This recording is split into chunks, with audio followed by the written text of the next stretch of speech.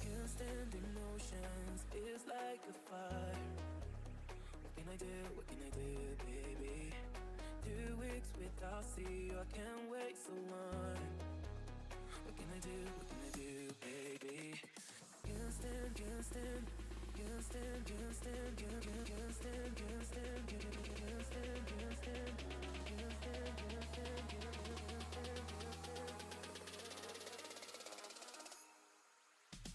stand. Can't stand, can't stand, can't stand, can't stand, can't stand, can't stand, can't stand, can't stand. Never, never let the love begin. I can't wait to see you again. Never, never let the love begin. Drowning in the sea, trying to go back. I can't wait to see you again.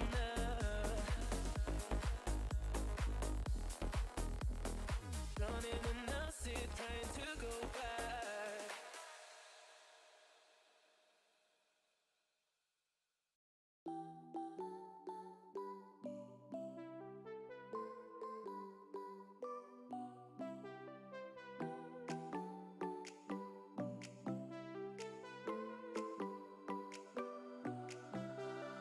Music keeps me on alone. You got the feeling. The music keeps me singing.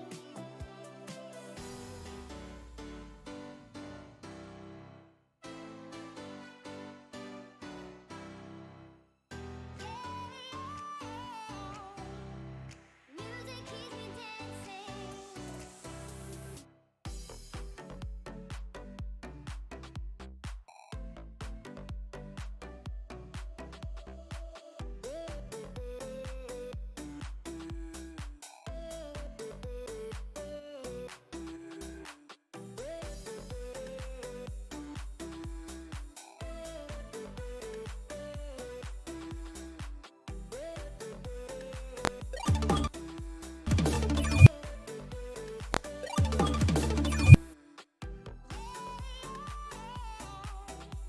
Music keeps me dancing.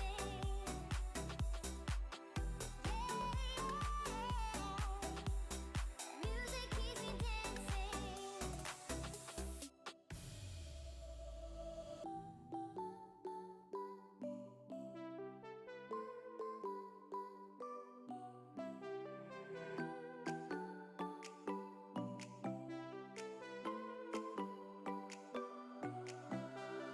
Music keeps me on alone. You got the feeling. The music keeps me singing. Stream live on Twitch through Volzy and BuckHeels channels. Also live on WV Sports Talk on YouTube and on Facebook. Um, have a abbreviated episode today, starting here a little bit later, but got a lot to talk about. So we're also joined today with guest Alex Parsons coming back with us, reappearing with Better Internet from episode 1. So glad you're here to join us. Glad to be here. All right, so first off, we got the Masters coming up this coming weekend. All right, they'll start play on Thursday. I know it's been long waited to get to this point, but we're finally here, finally able to get going. So let me ask you this: the question on everybody's mind is, does Tiger have a chance at a repeat? Alex, let's start with you. Does Tiger Woods have a chance at a repeat? Back-to-back Masters champions. Back-to-back Masters champions. Well, Does the Pope help pedophiles get away with their crimes? Absolutely. Tiger Woods knows Augusta National better than any other person, maybe in the world, but at least any person that isn't a member there. Don't count out Tiger. He knows this course like the back of his hand. Even though it is fall, Tiger Woods is the king of Augusta. Okay. Now, Plays to his strengths. do what? Plays to his strengths. It plays to his strengths. Now, obviously, everybody's talking about the Bryson Shambo. Deschamps, I should say. Um, I know you're not a fan, but I definitely am. but apparently, he had a really good round earlier this week or yesterday. But he's going to be dangerous. But to answer simply, yes, Tiger Woods stands a chance. I'll go. So, Oh, go ahead. I was just gonna say, does Tiger have a chance? I agree with Alex. He does. If he didn't, he wouldn't be playing for it. But I don't see him winning. But he has a chance to win, especially repeat. But how this past 2020 season and his performance, I don't think he will. But like I said, he does have a chance. So. And I agree with you, Alex. I mean, it's Tiger Woods. He always stands a chance. If he didn't, he wouldn't be Tiger Woods. So here you go. So obviously Bryson DeChambeau is going in with the odds to win, the favorite, 17-2 odds. But I think it's also 17 hard to to count 2 out odds. 17-2 odds. So he's going in as the majority favorite. You got John Ram there at 10-1, Roy McIlroy 11-1, JT 12-1, DJ 12-1.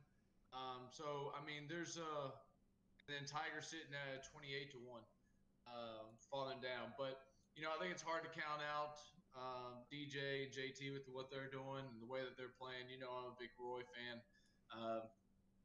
But at the end of the day, man, Bryce is on. He's been on. If he can get if he can get his irons going, he can keep it in the fairway. He is a tough dude to beat because he turns those par fives into par fours fairly easily. I know you're not a big fan of him, but he's I impressive think all the it's time. a crying shame for the game of golf. Um, Just remember, and you, just remember, they didn't know about Lance Armstrong until he admitted to it. Okay, that's all I'm gonna say. But if you're Bryson DeChambeau, you better pull a Sammy Sosa or Barry Bonds and deny it till you die. I'll say this. I'll give this. I was like, I know Bryson's been good, but I'll give you a name: Dustin Johnson. Don't sleep on him. He's coming in hot.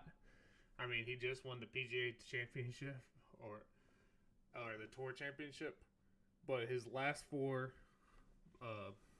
golf, like his performances, was it finishing second in the PGA, winning the North Trust, becoming second in place in the BMW Championship, only losing a sudden death, and then winning the Tour Championship. That I was just talking about. And he did open this season with the U.S. Opening in 6, so he's been playing out of his mind. like I said, DJ always stands a chance to win. Well, yeah, he was known as a choke until he married Paulina. That'd probably straighten out anybody's game. And I'll give a dark horse. You can never count out Colin. Oh no, Colin I mean, Morikawa. I've Mm-hmm. said I was even talking to your brother when COVID first started. Look out for Colin. Mm-hmm. He's coming around. Does he stand a chance at this he was Masters? impressive. Yeah, he stands a chance. But I'm putting money on Tiger. If he doesn't win it, he's gonna be. I mean, he was a fan. He was impressive to watch at the PGA Yeah. Championship. I was mean, gonna say he was if he did. extremely impressive. Now, granted, look at his home course. He was playing where he'd been playing his entire life. I mean, watching him hit that freaking tee shot there on the 16th to end up taking the lead. Just shows what he has the ability to do, but at the same time, it's Augusta. Yeah. I would just say this. I was like, if So he doesn't win, you're gonna see some highlights from the Masters just showing some of his shots. absolutely. So let's go ahead and pick your favorite here. Matt, let's start with you. Who you got? I got Dustin Johnson. Like I said earlier, he's hot. I mean, he's been in a what's it top 2 for the last couple majors. So I'm picking Dustin. I think he brings it in, comes and wins this Masters. Who you got, Alex? Anybody but Bryson DeChambeau. um, man, I think DJ's a really good pick. He's obviously going to always be at the top of the pack, but I'm gonna pull for my boy Rory this one. He may be able to. He's due. He's due. Mm-hmm. So it's been a little bit, but anyway. So let's move on here. We had 2 huge games going on this past weekend. A lot of other games going on.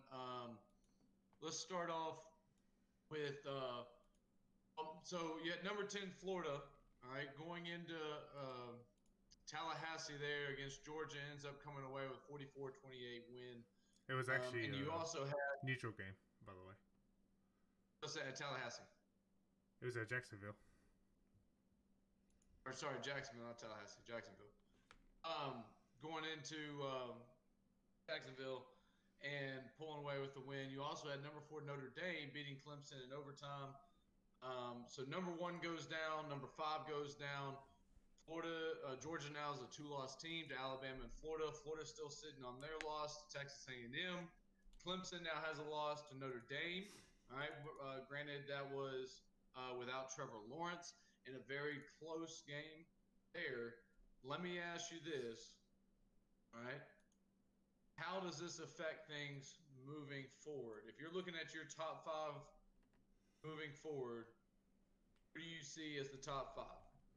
And I'll go ahead and jump on what my thoughts have been. I think you got to put Texas A&M at number 5. Being a 1-loss team, beating Florida, or sorry, undefeated team, beating Florida.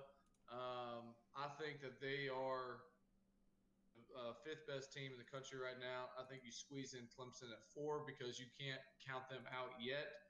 And then followed by, I think Notre Dame moves up to 3, Ohio State at 2, and Alabama now moves up to 1. So that's my thoughts on it. Matt, what's yours? I'll just give my top 4. Alabama's number 1 right now. I'll give Ohio State number 2. I want to put Ohio State number 1, but we've only seen we haven't seen that many games out of them yet. Number 3 is Notre Dame. I think they showed they actually are a top 4 team right now. And number 4, although they just lost in overtime, I'm giving it to Clemson just because without Trevor Lawrence, they still played right there with Notre Dame. And my number 5 would be Florida, taking down a good defensive Georgia team. Yeah. Carson? And number 5, okay, we're going to go Florida. Okay. Really think that helps. Wait, y'all said Texas A&M beat Florida, didn't y'all? Okay. Again, not Earlier. college football that much this year. I will go number 6, Florida. Number 5, Texas A&M. Number 4, I can see that. keep it at Notre Dame. Yes, Notre Dame won last night, but they beat a Clemson team without their Heisman candidate in Trevor Lawrence. And still only won by 1 touchdown in the double overtime. So that's showing that Clemson is still legit. Now, number 3, Ohio State, for the sole fact that they have not played as many games. I'm not saying that they are not as good. I'm saying that they don't have the resume this year yet. Number 2, Clemson. Okay. I don't think that you can justify knocking Clemson out of the top 4 or 5 after that game last night. They balled out with that freshman quarterback or that first starting quarterback, whatever it was. And then number one, Alabama, but Nick Saban sucks. So yeah, War Eagle. That's the problem. He doesn't suck. Metaphorically, um, so what you're saying is you don't think this is going to affect Clemson very much moving forward with the playoffs, even with the loss here. not at all. Because remember, Clemson plays in the ACC. Okay, we have a championship game, right? Now, my question is, given the circumstances with COVID, will Notre Dame be considered eligible for the ACC championship game? Is that a potential rematch we can see? Mm-hmm. Yes, absolutely. 100%. Perfect. Perfect. Because if Trevor Lawrence comes back and Clemson, both teams stays healthy, the game I watched last night, Notre Dame does not stand a chance with the healthy Trevor Lawrence. And that's what I say too. If this was a blowout game, I think we would have a different conversation. But how close it was, you can't say that Trevor Lawrence would have made a bigger would have made an impact compared to a freshman quarterback playing. I agree. Um, so here's the other thing, right? Before we get into our next topic, let's talk about that Miami State game, right? Um, both offenses absolutely went off. And King shows that, man, that dude can be a legit quarterback in college football. But I was really impressed with NC State the way that they fought. I thought their offense did extremely well and took advantage of a weak Miami defense. But props to Miami for making those two crucial stops at the end. They made the one stop there on third down to force State to punt, getting them the ball back so they could end up taking the lead, and then the pick at the end to put the game away. The only two stops that Miami even had all game that seemed like it anyway came at the most important time. But next week we got a game that's going to be rather interesting. We got the Hurricanes going in to Virginia Tech after Virginia Tech drops one to Liberty on an absolutely wild finish there when Liberty goes for the game-winning field goal. Virginia Tech blocks it, returns it back for a touchdown to take the lead, and and everybody thinks win. But then Virginia Tech called a timeout before to ice the kicker, so the play didn't count. They get another chance, end up running a play, getting a little bit closer, kicks the field goal, and then beats Virginia Tech in Virginia Tech for a major win for Liberty. So Matt, go ahead. What are your thoughts on this upcoming game? I think it's interesting just because you're talking about Virginia Tech and Liberty, right? Yes. I think it's interesting just because Virginia Tech, well, we all know, has been a powerhouse team lately. They're kind of in the rebuilding, but they're still not a team to sleep on. And Liberty, to me, has came out of nowhere, and they keep on winning these big games, and it's just kind of eyeballing. I'm not looking at them as a national championship team, but they're a team kind of like I would say the couple years ago, or 2009, the Boise State team. Like, how legit are they compared to? I'm comparing to them to that, where I just don't know. So I'm looking at this game. I want to see. I feel like this is the matchup that we'll see what kind of team this is going to be. How they face against Virginia Tech, because although Virginia Tech has has 3 losses on the season. Well, I mean, coming up against Miami, although Virginia Tech dropped one, this Miami team is going to be a lot different. And you mentioned about Liberty being an undefeated team that is looking really strong. I talked a little bit about them last week, but I still think Coastal Carolina is one of the best non-Power 5 teams in the country right now. What Jamie Chadwell has done there has absolutely been remarkable. You're talking about a team that has been in the FBS for their 4th season now. Best number of wins, the most number of wins they've ever had before up to this point was 5. All right, and now they're sitting here undefeated, looking like they're going to end up taking the Sun Belt. And on top of that, man, they're not only undefeated, they are running through people.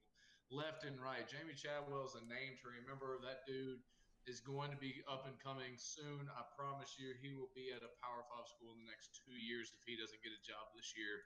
But he is doing phenomenal And things down there. don't forget, that's going to be the last game, December 15th. That's Coastal and Liberty. That'll be the last game, both for them, and that I feel like that's going to be a big game. Absolutely, absolutely. We also had the Pac-12 back this past weekend. So now they're going to have 6 weeks to be able to get all their games in, so they can be eligible for the playoffs. And so it'll be interesting to see what comes out of there. USC coming out there It'll with be funny when people big think that they'll comeback actually make the playoffs. with everybody losing left and right now. I ain't counting anybody up. Considering they've only played one game. They have a chance to sneak in here, so it'll be interesting and coming in. So we gotta get moving so we can get on. Let's go ahead and talk NFL football. So we had the Packers and the 49ers end up playing on Thursday Night Football there, with the Packers winning 34-17. Matt, what are your thoughts on that game? I mean, it's what I expected. Banged up 49ers, rocking the back up, although I was just Nick played good. I mean, they have 3 running backs out, and that's what's key about their offense, was kind of getting that running game started. So it's nothing I expected. I expected a shootout, and it just showed that Green Bay can be is going to be a force in the NFC if their offense is clicking like this. Against what defense? Go ahead. Yeah. Well, I mean, there's still some good defenses left. With 49ers. You know, I'm not a 49ers fan, but I hate to see it for the San Francisco 49ers. I do like Kyle Shanahan, but, you know, their defense has been just decimated by injuries. I did watch parts of the game, but it was just a boring game because Rodgers is running around being Aaron Rodgers. If I'm the 49ers, they tank for next year. I mean, you're still a 4-5 team. I mean, it doesn't matter how much you. And you're still in the playoff race. Division they're in, man. Yeah, you're still in the You've got the Seahawks, the Cardinals, and the Rams. All are eligible to make the playoffs so far. Well, I would say this too. I also sit in a position where I can't ever entertain the idea of tanking. Like that, I can never even idea like the idea of being a competitor and just tanking is absolutely so absurd in my eyes that I can never even entertain that notion of tanking for anybody. I don't care if Trevor Lawrence is starting quarterback or not. Plus, you have to be like they're still a good team. Still a good team. And we'll see how things are. They aren't good enough to make the playoffs. I would say this. I would add this. Brian mentioned earlier about there's an additional team in the playoffs. They actually talked about Monday about if there is extra COVID, that they would cut the extra bye week out and add another additional team to have 16 teams in the playoffs. Which would be interesting. I mean, right now, you've got the NFC West. You've got Seattle at 6-1, Arizona at 5-2, the Rams at 5-3, and the 49ers at 4-5. I mean, they are still in contention to win that division. And so, obviously, Seattle is going to be the team to beat. The Cardinals are a good team. The Rams are good teams, but the 49ers still have a lot of pieces. Yes, they're hurt. Yes, they're beat up, but they'll be getting pieces back as they move forward. But I mean, I really think the Packers got a little revenge from their playoff game against 49ers this past year. But I think the Packers have just as legitimate chance as anybody in the NFC as coming out the dominant team on top. Yeah, I would agree with that. So looking forward, all right. Let's go ahead and continue talking about the Seahawks. We got the Seahawks, 6-1 Seahawks, going into Buffalo to take on the 6-2 Bills. Matt, what are your keys to victory here? I think the key is going to be for Seattle. It's going to be have to be a shootout because we know Seattle's defense has not been there. I think they're second last in every stat for passing and points given up, just behind Dallas Cowboys. So for Seattle, it's just going to have to be a shootout, and Russell Wilson has to be cooking. For the Bills, their offense will have to keep up, but I think for them, the biggest focus is their defense because they need to get Russell off the field, especially some three and outs, not let him get going. I think the Bills have a chance. And the other thing is, we saw when he didn't use DK. I feel like Buffalo will try to take away Metcalf, although I feel like that's going to be harder than saying. But I feel like if they can take DK out and keep Russell off the field, that's a big thing. Just not let him get in the rhythm and get cooking. I think the Bills have a good chance. So Alex? Yeah, piggyback off that point. In any game Russell Wilson plays in, you don't want to let him get hot. But for the Bills this week, I think you have to limit the big play. Keep DK Metcalf contained. You know, you don't want him man coverage going deep, 50-yard bombs every play. So limit the big plays, especially with Metcalf. But more importantly, what's Josh Allen going to do? Is he going? Are we going to see the Josh Allen that can choke and can mess it up, or are we going to see the Josh Allen that does not make mistakes, comes out and is smart, moves the ball, and limits mistakes? I would agree with that.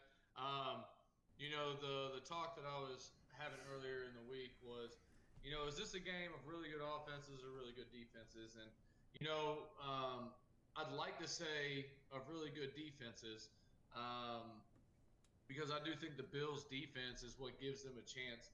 Now, granted, Josh Norman is out this week with a hamstring, so he won't be playing. That just opens up that secondary even more for Russell Wilson. But I really think it's going to come down to the run game. If Seattle gets that run game going, they're almost impossible to stop. But at the same time, I'd rather them be running the ball than putting the ball in Russell Wilson's hands if I am the Buffalo Bills, because that dude is electric. He's magical. He makes things happen, and they're able to go through. I think that the like you said, the key here is slowing down Russell Wilson, but I don't think that happens. Um, I don't think that's going to matter if they're able to run the ball efficiently. So we'll keep on moving through here. The 5-3 Bears go into Tennessee to take on the 5-2 Titans after they ended up dropping one to the one-win Bengals. Um, the big question here is that Bears defense has been playing very well for the most part, and their offense has been the struggling point. But is that Bears defense good enough to stop Derrick Henry? I'll take it. I'm gonna say no.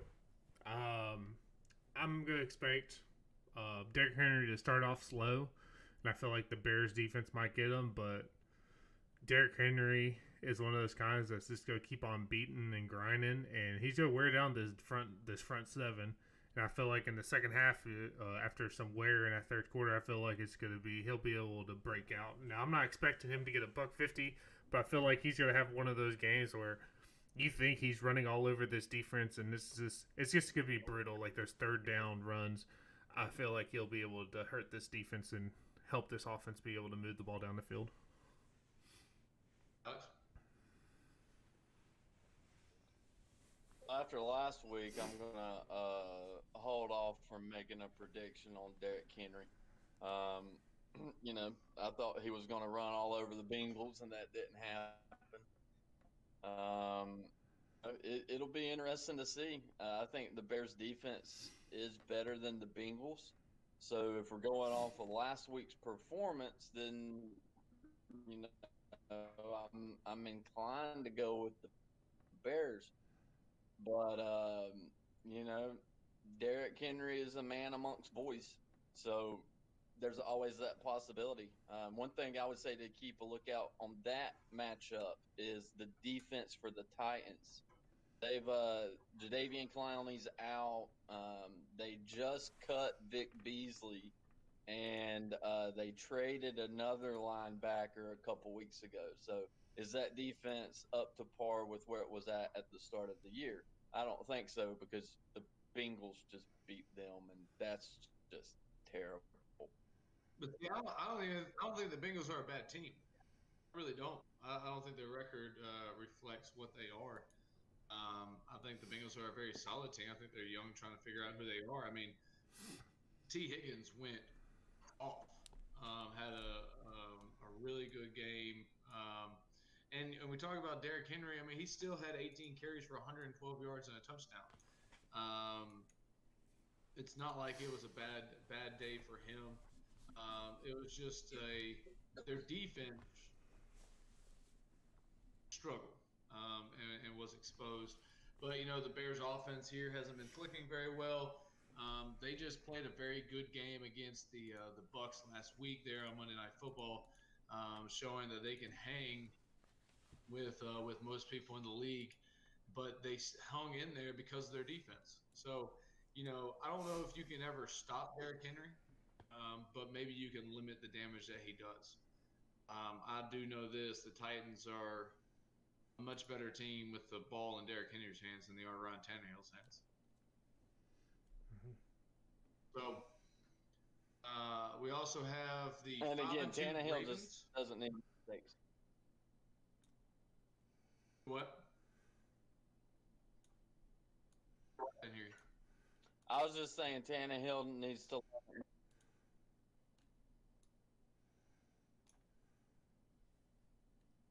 So the next matchup we're going to talk about is the 5-2 Ravens going into the 5-2 Indianapolis Colts. I think the Indianapolis Colts have been sneaky good this year with Phillip Rivers sneaking in right now. Like I said, at a 5-2 record. What are your thoughts with this? With Des Bryant being activated, does he see the field? Thoughts on this game, Alex?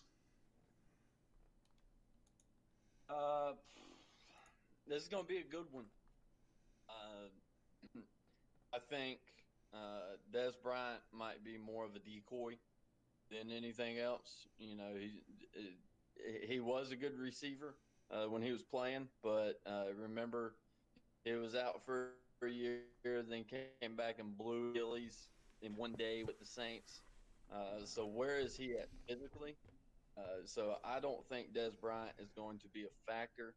I think it's going to come down to a Phillip Rivers and Lamar Jackson showdown, and whichever quarterback has the better stats and the better game, I think that's who will win the game. I'm going with Rivers just because I think they're a better team and he's a better quarterback. Inland State. Little Wolfpack bias, huh? uh, Now, what are your thoughts? I'll get the Des Bryant real quick. I want to get shout out the Colts. I mean, this is a team. I think they're under the radar. You don't hear about the Colts lately. Anytime you turn on any sports, they're not talking about the Colts. And I think they're allowing less passing yards of rush defense than the Ravens at the moment. There is a couple key injuries, I know. Mark Ingram's out, and then T.Y. Hilton is also out for this game, has been announced. So I feel like T.Y. Hilton being out for the Indianapolis Colts is a bigger hit than Mark Ingram. But that's a debate for another day. For Des Bryant, going back to Des Bryant, he'll probably be on the field. I don't know how much impact because he'll probably be limited in for down per play, but I do see Lamar Jackson might be trying to get him into the game and forcing some passes to him to try to see what he can do. I'm excited just to see him back on the field, healthy. For it's been 2 years since we've seen him on the field. But I think the biggest thing is this game comes down to Lamar Jackson because everyone talked about he can't play in big games I think this game might even be bigger than the Steelers game, just because he loses his game, he drops to 5-3, and you're starting to think, does the Ravens even have a chance to win the AFC North and be that top team that could get to the Super Bowl with Lamar Jackson? So I think this is a big game for the Ravens to come out and win, but I'm expecting a good close game. No, to your point, Matt, you're right. And nobody's talking about the Colts. I mean, they're tied right now for first in the NFC South with the Titans. And here's the stat that I'm most impressed about is the fact that in the AFC they are third in points against, right? And second is the Baltimore Ravens with their historically good defense. But let me read off some stats to you here about why the Colts are so good right here. All right, the Colts defense is third in points allowed in the league. They are first in yards allowed in the league. They are eighth in takeaways, first in first downs allowed, second in passing yards allowed, seventh in passing touchdowns allowed. They have the most interceptions, the least amount of run yards allowed, the least amount of rushing touchdowns. They are first in drives ending in a turnover, and they are eighth in pressure percentage. That defense is unstoppable right now. They're going off. They're wreaking havoc. And if they don't have to stop. If they can contain Lamar Jackson, then this will be a really good matchup. I think with the way the Colts defense is playing, their offense isn't doing anything spectacular, which is why nobody's talking about them. But at the same time, when your defense is that dominant, all you have to do is just not turn the ball over. And that's what they're doing a really good job of. On top of that, the Colts are also undefeated this year at home. They're in their dome. It's gonna be a good matchup there. I think the other reason no one's talking about the Colts, by the way, is they're kind of like the Pittsburgh Steelers type, where they haven't until this week or past last week when they beat the Ravens. The Colts really hasn't played anyone either. I mean, they beat the Bears and they lost to the Browns. Those are probably the two teams that are 500. So they've been dominant, but they haven't done it consistently against good teams. And I think the back half of their schedule, we'll start seeing how the Colts be. That's why I was like, I think this will probably be their game. And if they pull off this win, they probably will start being talked about even as an NFL or a Super Bowl contender, especially for AFC. Here's my question with the Colts. Right now they have three wide receivers that are either out or questionable. You got Marcus Johnson, questionable with his knee. You got Doolin, who is out with his knee. T.Y. Hilton, doubtful with his groin. Can the Colts run the ball? All right, so you've already given. They also have their tight end, Ollie Cox, is questionable with his knee. They're missing a lot of weapons out there. Can they run the ball and keep the ball out of Lamar Jackson's hands and be able to stay on the field? Because that's what has helped their defense out, is that they're not going out there all the time. They're not having to run late drives. So that's my question with them. Let's go ahead and keep moving on here. We have the Carolina Panthers going into Kansas City today to take on Patrick Mahomes. Alex, let's start with you. What are your thoughts?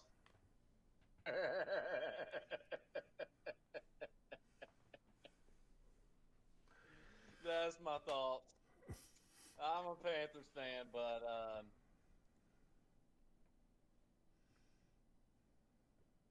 nothing. We're screwed.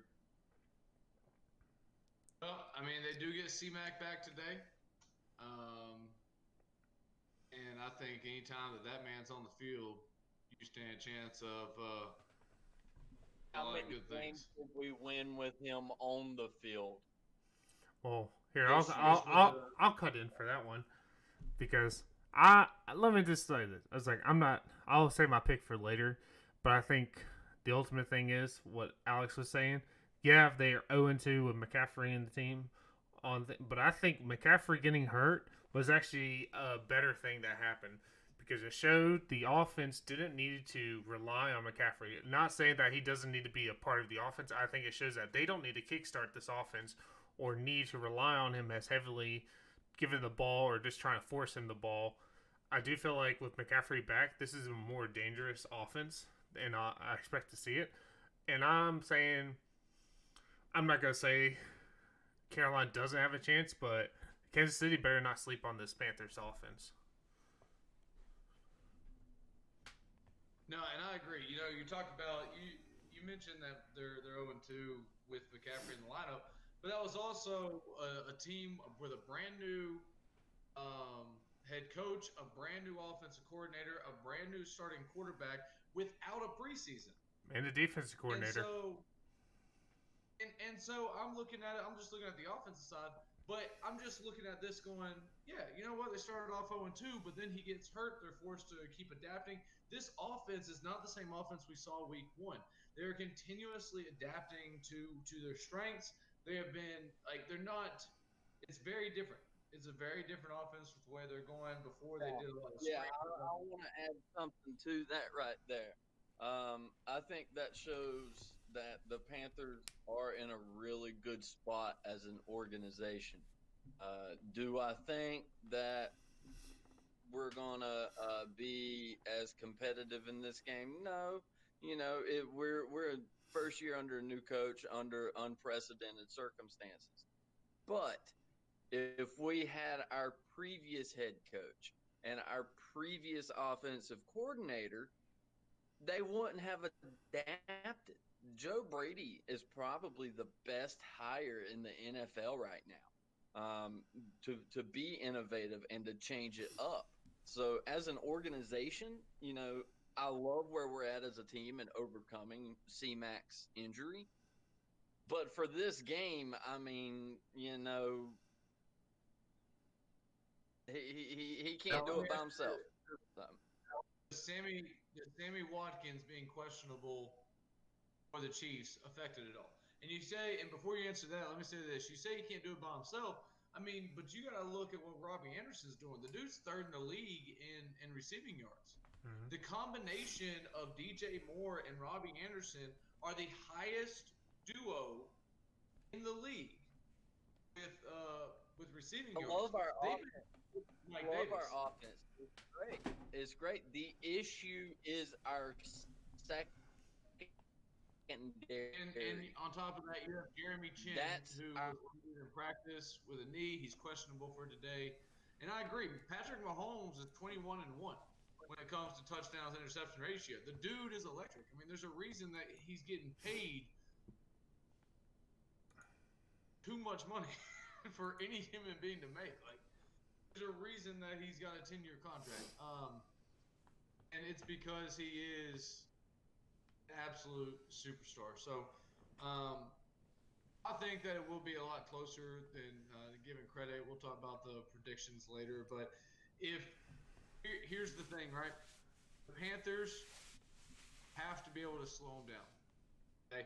In the last two games, the Chiefs are averaging 39 points. The last two games. If they do that, the Panthers are going to end up getting blown out. They can't. I think the that. Panthers has to keep it under 30. Down to somewhere around 24 points. Yeah. If the Panthers They keep it can under keep- 30, they have a better chance. Huh? I said if the Panthers can keep it under 30, they'll have a better chance.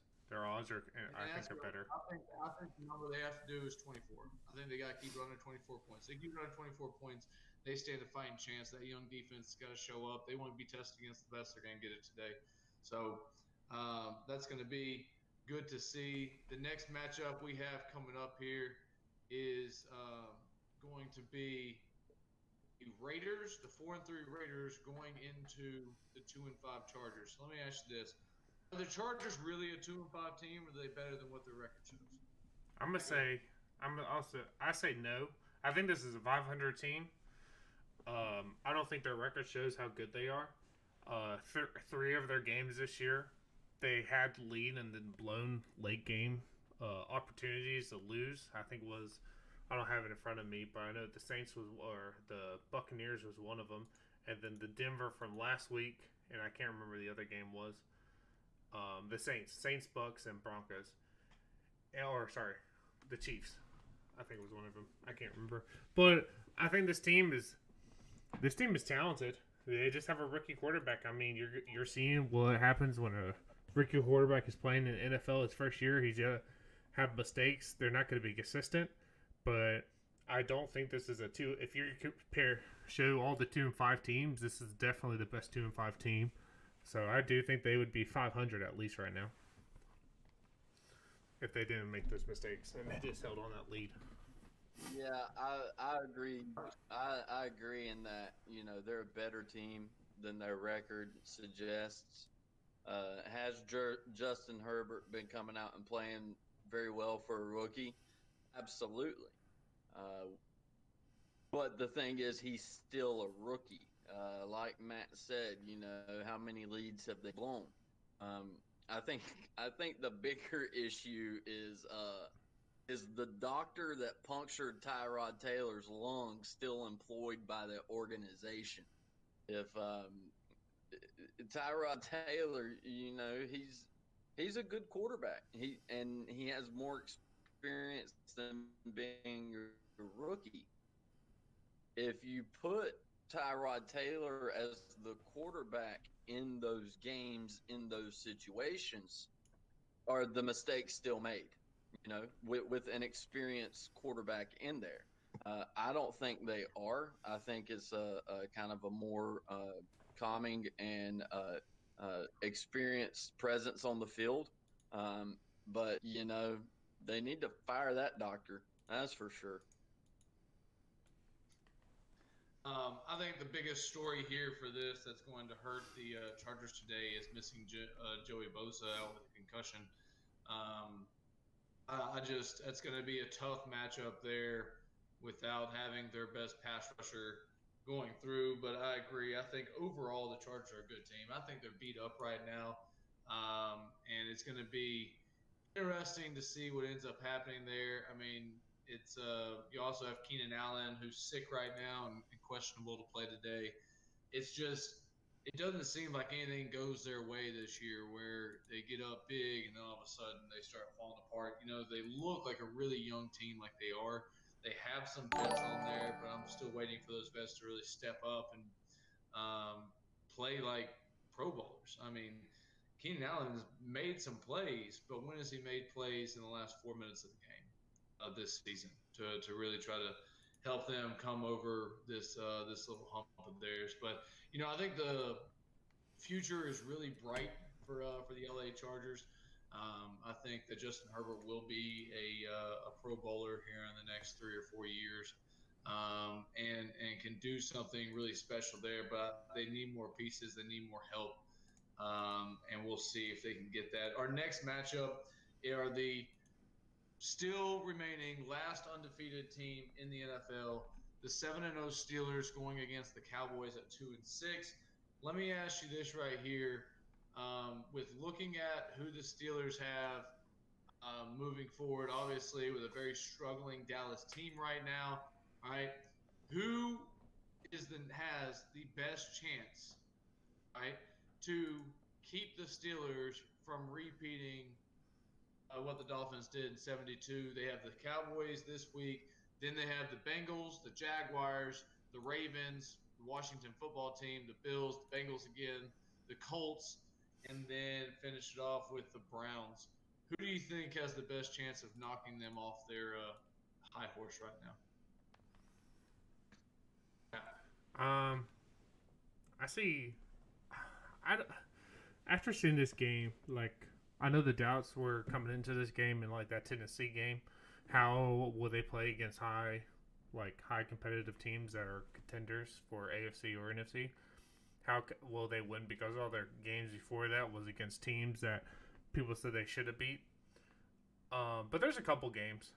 Because how I think the Steelers kind of got exposed a little by this Ravens defense. Um, or Ravens offense, sorry, about the Steelers allowing over 100 yards in the first half. But um, I think the Ravens, that Raven matchup I think is a big game that sticks out to me, and I still can't sleep on Buffalo or the Colts. Parsons?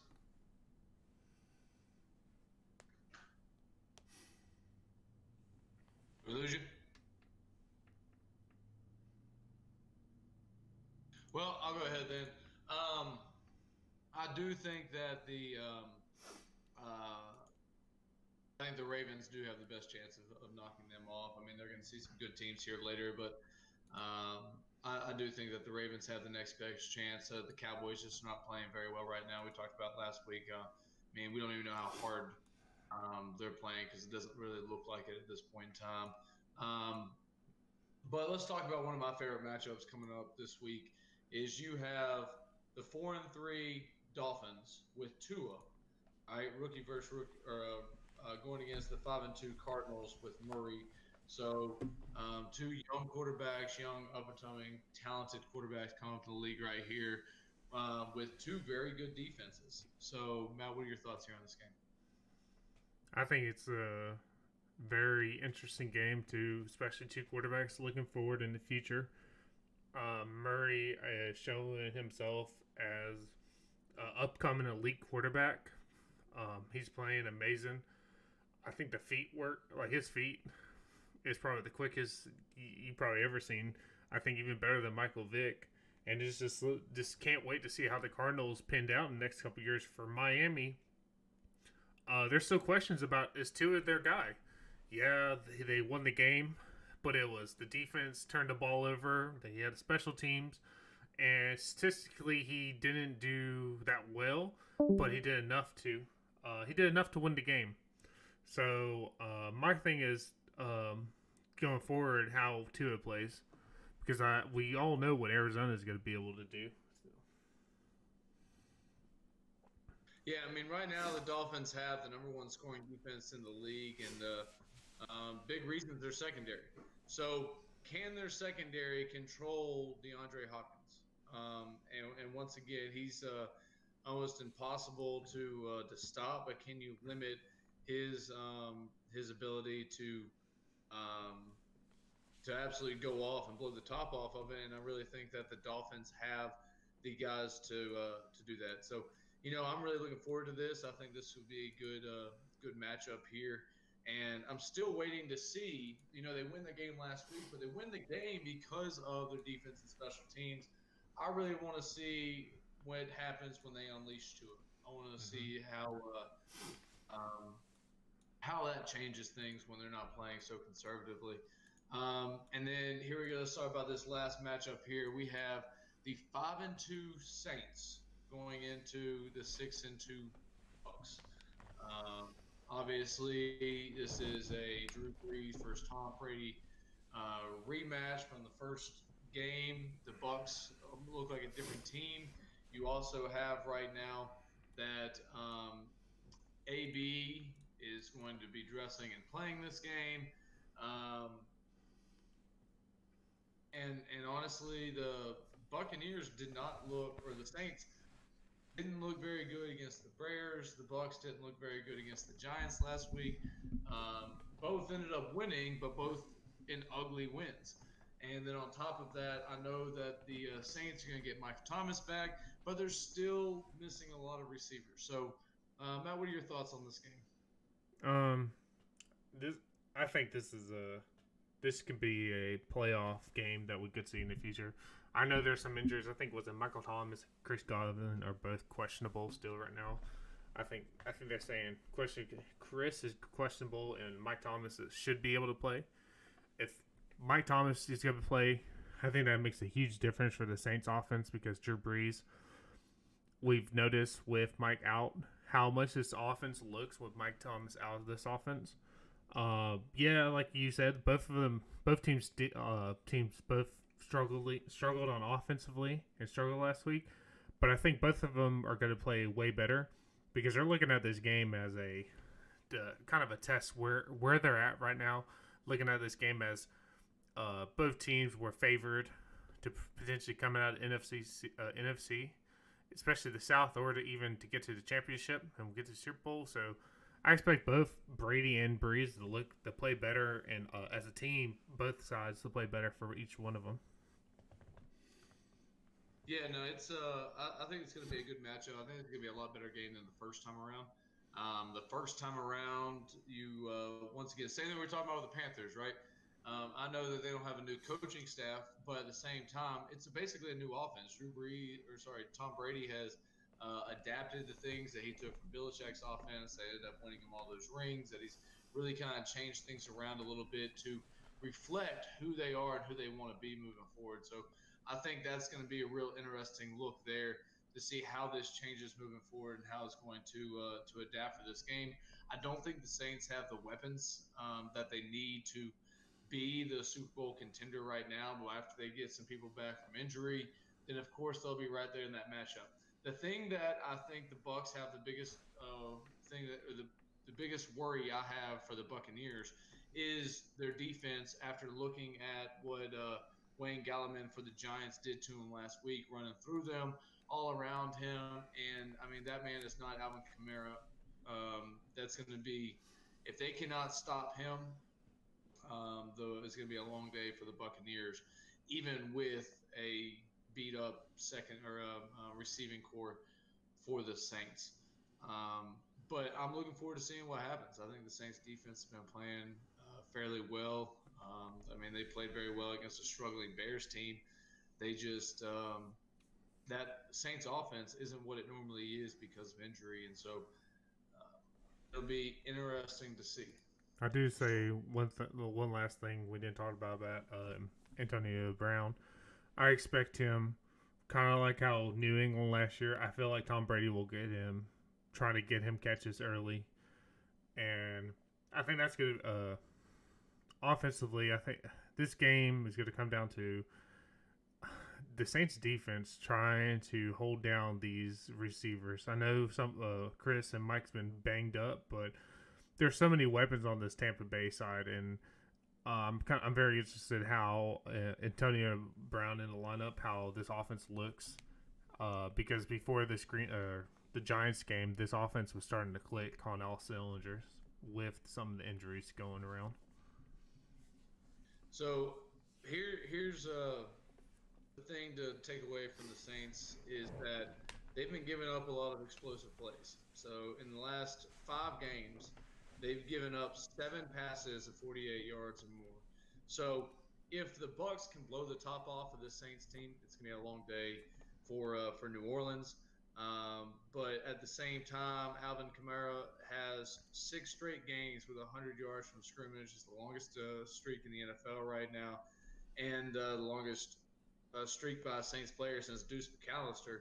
Um, and I mean, he's really doing everything he can to pick up the slack for everybody being out and injured within that Saints offense.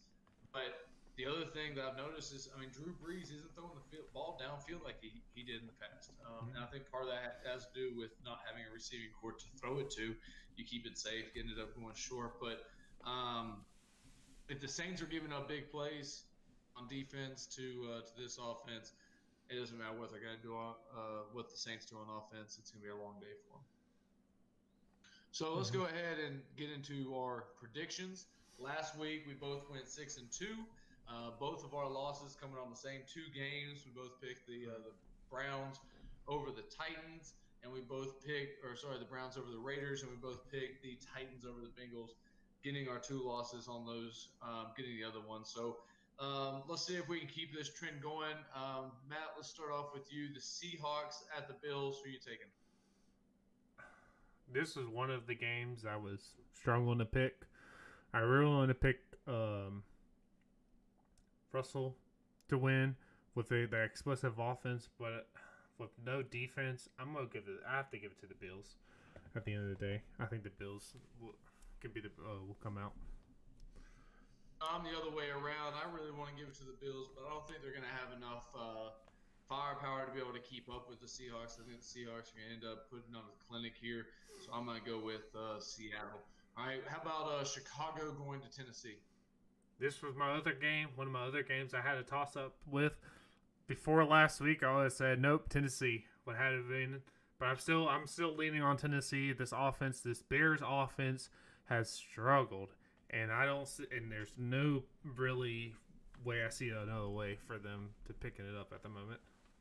Yeah, I don't think the Bears have enough right now. I think the Titans come back with a vengeance after dropping that game to the Bengals. I think that they're going to roll through the Bears and surprise people right here, show them how good they really are. All right, we have the 5-2 Ravens going into the 5-2 Indianapolis Colts. Who you got? I got the Ravens. I'm looking for a big game back for Lamar Jackson and these Ravens. So although it's going to be close, I still think the Ravens will pull it off. I agree with you. I know we talked about how good the Colts are right now and how good that defense is. But, Lamar Jackson played against a very good defense last week with the Steelers, still did some really good things. I think he comes back with a fire. And even though that Colts defense is one of the best in the league, if not the best in the league, I'm not sure if it's going to be enough to end up beating Baltimore. All right. We got the Carolina Panthers going into Kansas City. Although I want to say Carolina Panther because we know how big Panther fans we are. Have to go down, look at it. This game has to be, like you said, in the 20s. It has to be a close game for the Panthers to win, and I just don't see that with all these weapons that Kansas City has and how good that Patrick Mahomes has looked. So I'm going Chiefs. I agree. I think it's going to be a tough matchup for the Panthers. As much as I'd love to see him come out and upset the Chiefs, I don't think it's going to happen even with C-Mac being back. I think the Panthers offense will play extremely well, but I don't think they'll be able to keep up with the points that the Chiefs will put up on a very young Panthers defense that has been playing well, but still, I'm not sure they can handle the weapons that the Chiefs have on offense. Let's go with the 4-3 Las Vegas Raiders going into the LA Chargers. This was the last game that I was struggling to pick. I was on the fence, but it comes down to it. Like we talked about earlier, talked about this team not pulling out these games last minute, blowing leads. John Gruden does an amazing job against rookies. He's pick apart rookies and film tapes and stuff like that. And the Raiders honestly has been playing pretty well after that Tampa Bay loss. So I'm gonna go to the Raiders. I'm gonna go with the Chiefs, or sorry, the Chargers, even without Joey Bosa. I got a lot of faith in this team. I think that they're finally going to start clicking, especially on offense, and be able to put a complete game together. I do think the Raiders are working in that direction as well. I think they're another young team, but they have some more vets and key positions there with Derek Carr there at the quarterback, and I think it'll be a really good game. I'm gonna go Chargers over Raiders though. Going to the undefeated Steelers, going into the 2-6 Dallas Cowboys. Who you got? Steelers. I get no Steelers. faith in the Cowboys in this game. Yeah, I have no faith in the Cowboys. I don't think Cowboys fans have faith in them. Let's go to the 4-3 Dolphins going into Arizona for the 5-2 Cardinals. I like the Dolphins defense. I know you talked about it. Taking away, I think leaning with takeaways, and them how what they did to the Rams was very special. But at the moment, I haven't seen enough from Tua to put my bags in his bandwagon. I do love what I see from Murray, so I'm taking Cardinals. Yeah, I'm going to take Cardinals too. I think Murray has more experience in these type of games. Has been playing very well. That Cardinals defense is extremely well. I think the difference here is the Dolphins rely on that defense, while the Cardinals do have a very good offensive attack. All right, and then the last game that we're going to talk about now, the Saints going into Tampa Bay. You taking Breeze or Drew or Tom? I'm taking Tom. I think offensively, before this Giants game, they've been hot, clicking. Add Antonio Brown just makes them even deadlier. I think they kind of was overlooking that Giants game and not knowing that this Giants team is actually a pretty decent defensive team with their one-win season so far. So I think this team's looks a lot different from week one, especially like we talked about. All of them mostly starting to play together with Tom in a new system. So I'm taking Tampa. I'm going to take Tampa Bay too, and I do think that they're going to come out and end up pulling this. But I do think that if we see a rematch in the playoffs and everybody's healthy, I think that the Saints are going to end up taking that one. But I do think the Saints have a better team built around them, ready to go right now if they can get their secondary in line and they can get healthy at the wide receiver. But for this game, I got to take Tampa Bay Buccaneers. But with that, that wraps up the second episode of the Double V Sports Take, streaming live on Volsey and BuckHeels Twitch accounts, also on the Double V Sports Take YouTube. This will be posted up on both there. And then make sure you tune in next week at 11 a.m., hopefully at 11 a.m., for the next episode talking about the Masters again as it gets started, talking about college football and the NFL. I'd like to thank Alex for joining us, even though he got cut out a little early. But that's all we got. So thank you. Tune in again next time. Bye.